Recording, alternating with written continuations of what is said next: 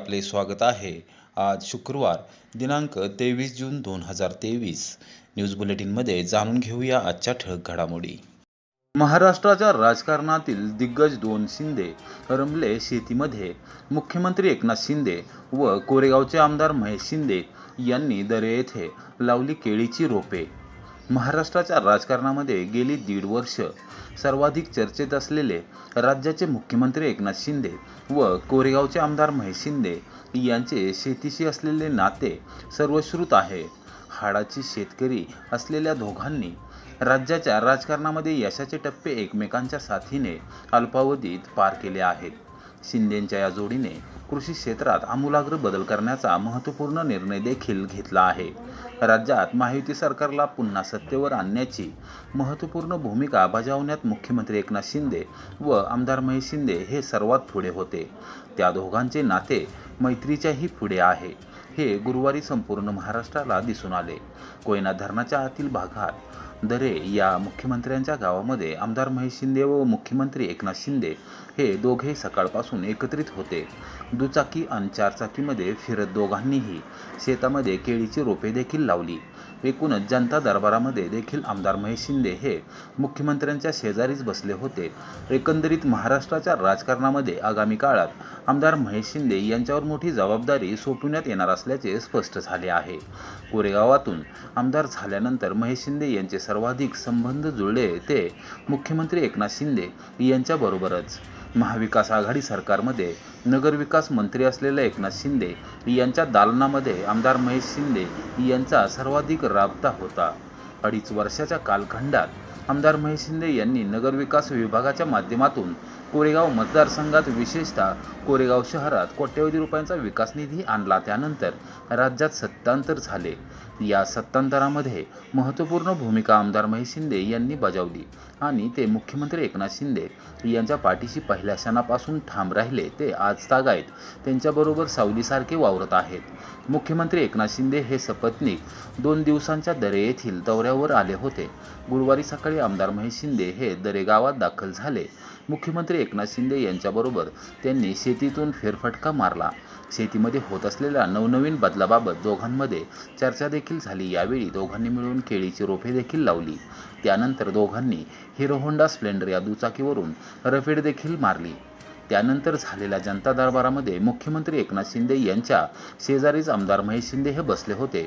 एकूणच मुख्यमंत्री एकनाथ शिंदे व आमदार महेश शिंदे यांच्यामधील दृढ नाते हे समाज माध्यमांना आणि सर्वसामान्य जनतेला गुरुवारी पुन्हा एकदा समजून आले. एकूणच राज्यातील बदलती राजकीय परिस्थिती पाहता आमदार महेश शिंदे यांच्यावर नजीकच्या काळात नवीन महत्त्वपूर्ण जबाबदारी सोपवली जाणार असल्याचे स्पष्ट झाले आहे. आमदार महेश शिंदे व मुख्यमंत्री एकनाथ शिंदे यांची मैत्री पाहून कोरेगाव विधानसभा मतदारसंघातील सर्वसामान्य नागरिकांनी आनंद व्यक्त केला. दोघांची जोडी कायम राहावी अशी अपेक्षा देखील या नागरिकांनी व्यक्त केली. माजी मंत्री आमदार शशिकांत शिंदे यांनी लुटला क्रिकेट खेळण्याचा मनसोक्त आनंद. कुशी येथे केली जोरदार बॅटिंग. माजी मंत्री आमदार शशिकांत शिंदे हे पाहिले गेले तर बहुआयामी व्यक्तिमत्व. राजकारण, समाजकारण, शैक्षणिक, सांस्कृतिक आणि क्रीडा क्षेत्रातही त्यांचा नेहमीच दबदबा राहिला आहे. लहानपणी आणि कॉलेजच्या जीवनामध्ये सदैव क्रिकेट खेळणारे शशिकांत शिंदे यांनी राजकारणात आजवर चांगले चौकार आणि षटकार लगावले आहेत. खेळाच्या आणि राजकारणाच्या मैदानात अनेक सामने जिंकले आहेत. शुक्रवारी देखील त्यांनी कुशी गावात क्रिकेट खेळण्याचा मनसोक्त आनंद लुटला. यावेळी त्यांनी जोरदार बॅटिंग करत अजून देखील फॉर्ममध्ये असल्याचे दाखवून दिले. सातारा जिल्ह्याचा दौरा करत असताना कुशी येथे काही मुले क्रिकेट खेळत होती. ते पाहून त्यांच्यातील क्रिकेट खेळाडू जागा झाला. कार थांबवत त्यांनी थेट मैदान गाठले. मग काय, हातात बॅट घेत एक षटकाचा सामना खेळलाच. त्यांनी जोरदार बॅटिंग केली. राज्याच्या राजकारणामध्ये कितीही व्यस्त असलो तरी खेळाच्या मैदानामध्ये अजूनही तंदुरुस्त आहे आणि आजही जुना फॉर्म कायम आहे असे त्यांनी दाखवून दिले. पत्रकारांशी बोलताना त्यांनी सांगितले की आज पुन्हा एकदा मैदानावर उतरून क्रिकेट खेळण्याचा मनसोक्त आनंद लुटता आला. क्रिकेट स्पर्धांमध्ये गाव पातळीवरील खेळाडू उत्कृष्ट कामगिरी देखील करताना दिसत आहेत. गावातील युवकांना थोडंसं पाठबळ आणि संधी मिळाली तर ते संधीचं सोनं करू शकतात, यात कुठलीही शंका नाही. आज बऱ्याच दिवसांनी युवकाच्या आनंदात प्रत्यक्ष सामील होता आले, याचा विशेष आनंद आहे. कोरेगाव पंचायत समितीचे प्रशासक किशोर माने यांनी घेतला तालुक्याच्या उत्तर भागातील पाणी टंचाईचा आढावा. स्थानिक पदाधिकाऱ्यांशी साधला संवाद. कोरेगाव तालुक्याच्या उत्तर भागात शेती व पिण्याच्या पाण्याची तीव्र टंचाई भासत आहे. त्या पार्श्वभूमीवर कोरेगाव पंचायत समितीचे प्रशासक तथा गट विकास अधिकारी किशोर माने यांनी नांदोळच्या तलावाची पाहणी करत त्यांनी स्थानिक पदाधिकाऱ्यांशी संवाद साधला व त्यांच्या अडीअडचणी जाणून घेतल्या. जिल्हा परिषदेचे माजी सदस्य सतीश धुमाळ, कोरेगाव शेती उत्पन्न बाजार समितीचे माजी उपसभापती गुलाबराव जगताप यांनी टंचाईची तीव्रता निदर्शनास आणून दिली. उत्तरेकडील परिसरामध्ये 5 गावांच्या पेयजल विहिरी असलेल्या नांदवळ तलाव क्षेत्रात मृत पाणीसाठा असल्याने संबंधित गावातील पेयजल यंत्रणेवर विलक्षण परिणाम झाला आहे. प्रशासनाच्या वतीने टंचाईग्रस्त गावांना पिण्याच्या पाण्यासाठी टँकर, विहीर अधिग्रहण यासारख्या उपाययोजना करण्यात आल्या आहेत. परंतु प्रत्येक दिवसानंतर टंचाईची तीव्रता वाढत असल्याने पाण्याच्या मागणीमध्ये वाढ होत असल्याचे धुमाळ व जगताप यांनी सांगितले. गट विकास अधिकारी किशोर माने यांनी परिसरातील पाणी टंचाईची समस्या सोडवण्याबाबत सकारात्मक पावले टाकली जातील, त्याचबरोबर तातडीने उपाययोजना केली जाईल असे आश्वासन दिले. वसना उपसा जलसिंचन योजनेतून करंजखोपसह रंदुलाबाद गावाकडे जाणाऱ्या जलवाहिनींचे काम अत्यंत निकृष्ट दर्जाचे झाले आहे.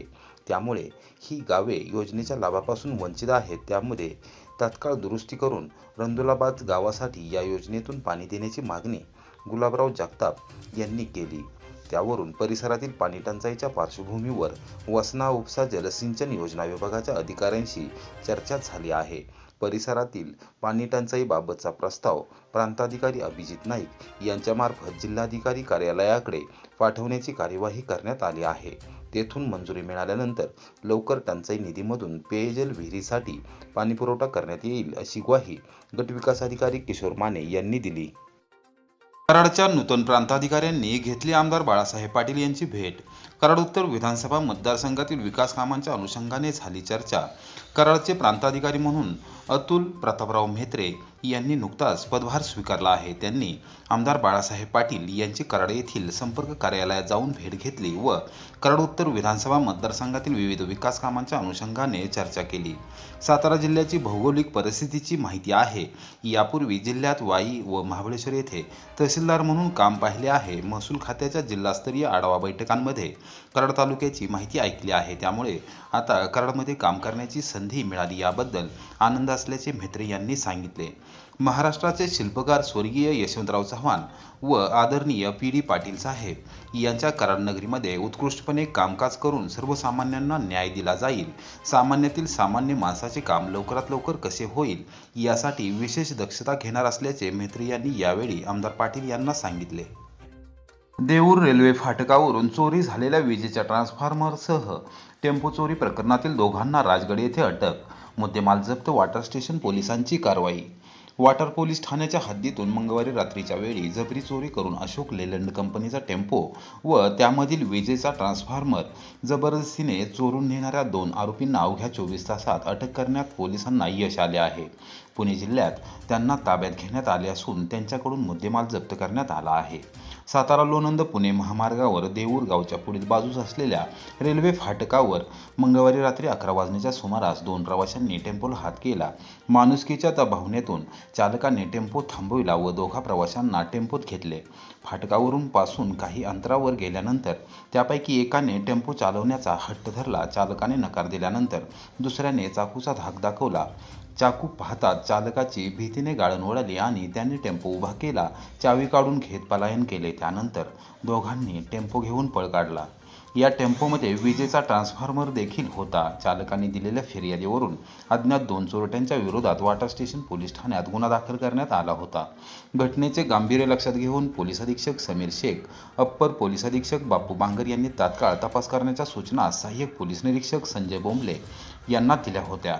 कोरेगावचे उपविभागीय पोलीस अधिकारी राजेंद्र शेळके यांच्या सूचनेनुसार संजय बोंबले यांनी उपनिरीक्षक संदीप बनकर यांच्या नेतृत्वाखाली हवालदार तानाजी चव्हाण, अंमलदार प्रतीक देशमुख यांचे पथक तयार केले. या पथकाने गुन्ह्याचे बारकाईने निरीक्षण करत तांत्रिक पद्धतीने तपास केला.